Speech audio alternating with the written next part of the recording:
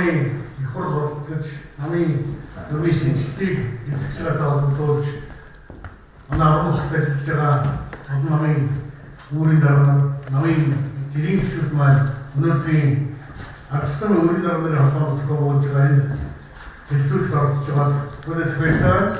Түрүү Баатархуу роман хэлсэн Улаанбаатарын өөрийн дарганы холбооны энэ хэлцүүлэг маш амжилттай болж олон сайхан саналуудыг дэвшүүлж энэ саналуудыг бид ардчилсан намаас зохиогдож байгаа хоёр ажлын хэсэг буюу урд зохиогдох ажлын хэсэг, өргөний ажлын хэсэг албан ёсоор бичгээр хөрвүүлээд гүйцэтгэлийн одоо бид шахаж ингэж ажиллаж байна.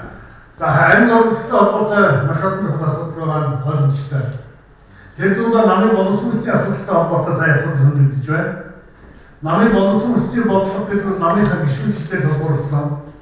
Намынхаа гишүүнчлийн үнэн зөв бүртгэл, үнэн зөв боловсролын тэр үйл ажиллагааны одоо архивээр тулгуурласан ийм бодлого байх ёстой. Тэгэхэд бол би урьдчилан зүйлийг хэлэхэд Нямхуу дарга сая намын одоо энэ өрн боловсруулах ажлын хэсэг дээр яригдж байгаа байр суурьд батлуу ярьж байна. Миний зарим нэг зүйл одоо жоохон өөр маягаар өөр хасаалуудыг илэрхийлж магадгүй та бүхэн ойлгоорой. Тухайлбал ардчилсан гишүүдийг одоо аймаг сум бүрийн үүр бүрийн онлайн хэлбэрээр бүртгэж тэр гишүүдийн хурууны хээг авч яг иргэний бүтгэлээр байдаг шиг ийм системд оруулах. Өнөөдөр ардчилсан ялагдсан байгаа энэ цаг үед ардчилсан гишүүнээрээ батлаж түүнийгээ гоохгүйгээр ардчилсан гишүүнээ бүртгүүлж орж ирэхдээ гишүүдийн одоо гишүүдийн бүртгэлээр тулгуурлаж бид нар цаашдаа шинэ намын төрийн дагуу явагдах бүх шинжилгээг хийх шаардлагатай гэж ингэж үзэж байна. Тухайлбал ардчилсан үүрийн даргыг ардчилсан гишүүд бүгдээрээ санал цогцолдог.